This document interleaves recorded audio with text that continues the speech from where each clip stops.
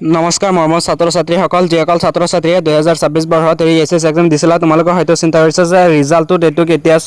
এই ভিডিঅ'টো সম্পূৰ্ণলৈকে চালে বুজি পাবা যে এছএছৰ ৰিজাল্টটো ডেটটো কেতিয়া যিহেতু ইতিমধ্যে ঘোষণা হৈ গৈছে যে এছএছৰ ৰিজাল্টৰ ডেট আৰু মোৰ চেনেলটোত নতুন আহি থাকিলে চেনেলটো ছাবস্ক্ৰাইব কৰি দিবা কিয়নো এই চেনেলটোত এছএছ আৰু ক্লাছ 10 ৰিলেটেড ভিডিঅ'ছবোৰ দিয়া হয় যিহেতু 17 এপ্ৰিলত ৰিজাল্টটো দিব বুলি বহুতে ইউটিউবাৰে কৈছিল বা ভিডিঅ'ছবোৰ দিছিল চ' এইবোৰ তোমালোকৰ লগত এটা প্ৰতাৰণা হৈ গৈছে আৰু 20 এপ্ৰিলতো দিব বুলি কৈছিল যিহেতু আজিৰ দিনটো গুচি গ'ল তো এইবোৰ মানে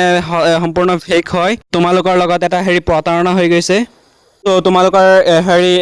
এক্সামটো যেহেতু তোমালোকৰ ফেব্ৰুৱাৰী 11 তাৰিখ আৰু মাৰ্চৰ 16 তাৰিখত যেহেতু শেষ হৈছিল এবাৰ মানে বহুত আগতীয়াকৈ শেষ হৈছিল বুলি তোমালোকৰ আগতীয়াকৈ ৰিজাল্ট দিব বুলি বহুতে কৈছিল চ' যেহেতু 20 তাৰিখ গুচি গৈ আছে মানে ইমান আগতীয়া নহয় যোৱাবাৰ যেহেতু মানে 30 তাৰিখে দিছিল 30 এপ্ৰিলত দিছিল চ' এইবাৰ মানে 30 এপ্ৰিলৰ আগত দিয়াৰ বুলি বহুতে কৈ আছে চ' এইবাৰ 30 তাৰিখৰ আগত দিয়াটো কিমান দূৰ সম্ভৱ সেইটো কোনেও ডাইৰেক্ট ক'ব নোৱাৰে তো কাইলৈ যদি ৰিজাল্টটো দি দিয়ে চ' কেনেকৈ চেক কৰিম তো how to check the student need to their roll number as mentioned on their admit card to view their results so তোমালোকৰ roll number or registration number দি চেক কৰিব পাৰিবা আৰু কোন অফিচিয়েল ৱেবছাইটবোৰ চেক কৰিব পাৰিবা সেইটো হৈছে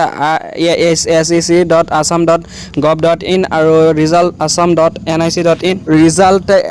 sec.registration.in আৰু DigiLocker এই অফিচিয়েল ৱেবছাইটবোৰত তোমালোকৰ ৰিজাল্টবোৰ চেক কৰিব পাৰিবা আৰু তোমালোকে যদি গুগলত সাৰ্চ কৰা তেনেহলে এনেকৈ দেখাব যে the Assam Higher Secondary Education Council ASSEC is expected to announce the SS Class 12 result 2026 in the last week of April 2026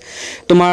ইয়াত কৈছে যে তোমালোকৰ লাষ্ট উইকত দিব বুলি আৰু most likely by the April 2026 April 30ত ৰিজাল্ট দিব বুলি সম্ভাৱনা দিছে result for all stream science arts and commerce সকলো ষ্ট্ৰীমৰ ৰিজাল্টটো তোমালোকৰ যিহেতু তোমালোকৰ এপ্ৰিলৰ লাষ্ট উইকত দিব বুলি কৈ আছে ধৰি লোৱা 25ৰ পৰা 30 তাৰিখ বা তোমালোকৰ 20 তাৰিখৰ পৰাই ধৰি লোৱা ইয়াৰ মাজত পতককৈ দিব পাৰে 30 তাৰিখৰ ভিতৰত চ' এইটো কিমান দূৰ সম্ভৱ এইটো কোনেও ক'ব নোৱাৰে একজেক্টলি তো যেতিয়া ৰিজাল্ট দিব সেইদিনাখনেই 2 ঘণ্টা বা 3 ঘণ্টা আগত এনাউন্স কৰি টুইট যোগে জনাই দিব চ' এই বিষয়ে তোমালোকে আৰু ইউটিউবত ভিডিঅ' চাই নুফুৰিবা এনে সময়বোৰ নষ্ট নকৰিবা চ' একজেক্টলি ৰিজাল্টৰ ডেটবোৰ এতিয়াও কোনো বৰ্ডে এতিয়ালৈকে জাননী দিয়া নাই চ' কেতিয়া দিয়ে চ' ৰিজাল্টটো পতককৈ দি দিব আৰু মোৰ ভিডিঅ'টো ভাল লাগিলে এটা লাইক কৰি দিবা ধন্যবাদ।